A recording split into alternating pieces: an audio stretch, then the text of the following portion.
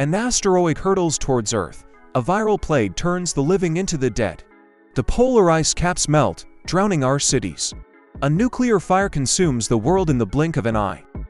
We are obsessed with our own destruction. The apocalypse is the biggest story in the world.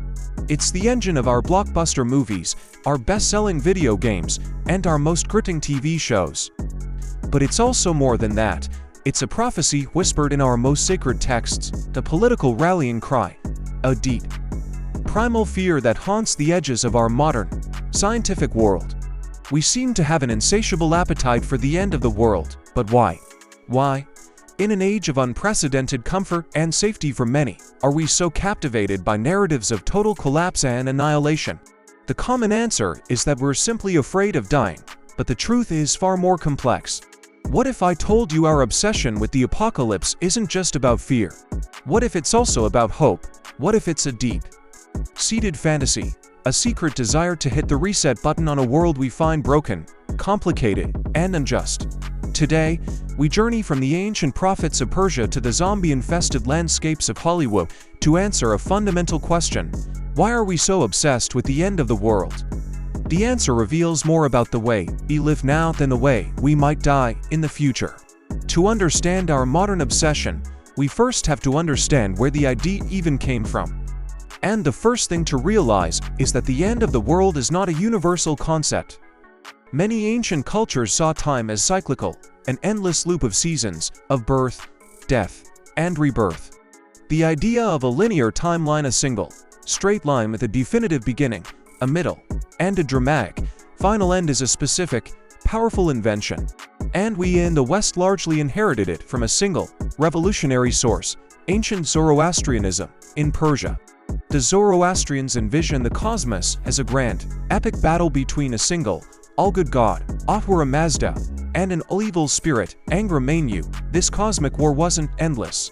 They believed it would culminate in a final, cataclysmic battle, a resurrection of the dead, and a last judgment that would purify the world, with good ultimately triumphing forever. This framework, a cosmic war between good and evil, culminating in a final judgment, was a theological bombshell. And it profoundly influenced a neighboring people, who were going through a period of immense crisis, the ancient Jews. During periods of intense suffering, like the Babylonian exile or the brutal occupation by the Roman Empire, Jewish writers developed a new kind of literature, apocalyptic literature. The word apocalypse doesn't mean destruction, it comes from a Greek word, apocalypsis, which means an unveiling or a revelation. Books like the Book of Daniel, or the later Christian Book of Revelation, were not just prophecies of doom. They were secret messages of hope for the oppressed. They were a form of spiritual resistance. They unveiled a hidden truth, that the evil, oppressive empires of the world, Babylon, Rome, that seemed all-powerful, were, in God's cosmic plan, temporary. A divine hero would soon intervene, overthrow the wicked, and establish a new, just kingdom for the righteous. The original apocalypse was a fantasy of justice for the powerless. This powerful narrative of divine intervention and a promised end was inherited by Christianity and sailed across the Atlantic, where it became embedded in the very DNA of the United States. America, perhaps more than any other nation, has an apocalyptic soul. The very first English settlers, the Puritans, saw their journey in apocalyptic terms. They believed they were fleeing a corrupt, fallen old world, their Babylon, to establish a new Jerusalem in the American wilderness.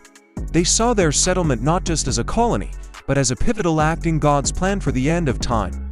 This idea has never left. It pulsed through the religious revivals of the Great Awakenings. It was the fire in the heart of the abolitionist movement. Julia Wardhouse Battle Hymn of the Republic, the anthem of the Union Army during the Civil War, is one of the most powerful apocalyptic poems ever written. He is trampling out the vintage where the grapes of wrath are stored. He hath loosed the fateful lightning of his terrible swift sword. This was a holy war, a final battle to cleanse the nation of its sins. But the biggest shift happened in the 20th century. The Cold War took the abstract, religious apocalypse and made it a terrifying, scientific reality. The invention of the atomic bomb meant that humanity now possessed the divine power to bring about the end of the world all by itself. The apocalyptic narrative was mapped perfectly onto the geopolitical conflict. The United States was the shining city on a hill, the force for good. The Soviet Union was the evil empire, the godless, atheistic force of the Antichrist.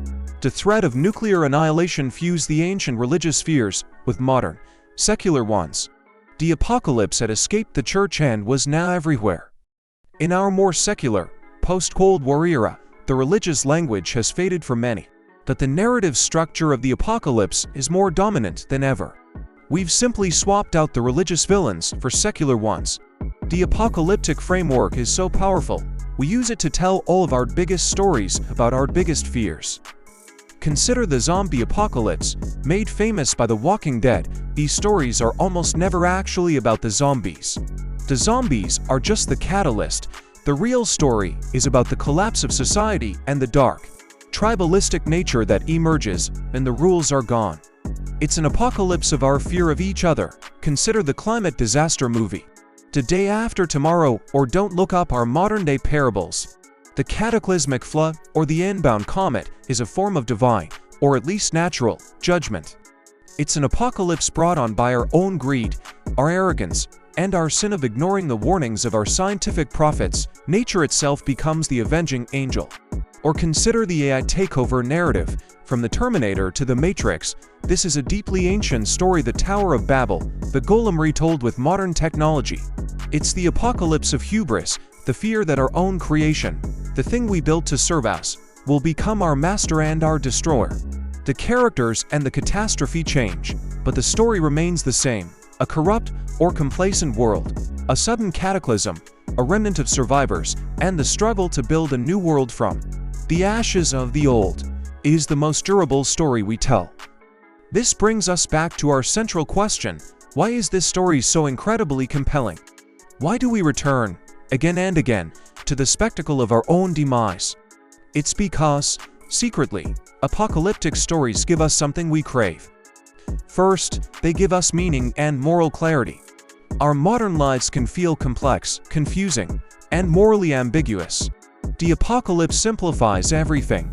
It sweeps away the trivialities, the mortgages, the office politics, the social media drama, and presents us with a single, clear objective: survive. It turns ordinary people into heroes and every choice into a matter of life and death. In a world facing total extinction, your life suddenly has ultimate purpose. Second, apocalyptic fantasies offer the strange comfort of a clean slate. We look at the world and see systems we feel are broken: political corruption, economic inequality, social injustice. The apocalypse is a fantasy of a giant reset button.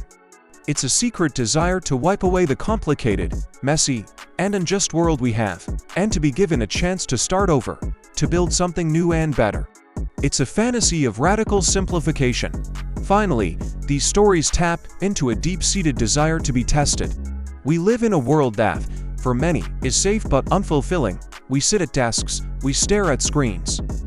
Apocalyptic fiction allows us to imagine ourselves in a situation that demands courage, resilience, and real-world skills. We imagine we wouldn't be the one who panics. We'd be the resourceful survivor, the protector of our family, the leader of a new community. It's a fantasy of our own hidden potential. So, our obsession with the end of the world is not simply a morbid fascination with death. It is a profound expression of our dissatisfaction with the world as it is. The stories we tell about the apocalypse are really a form of social critique, a reflection of our deep anxieties about our own society, and a powerful, if fantastical, hope for a world remade.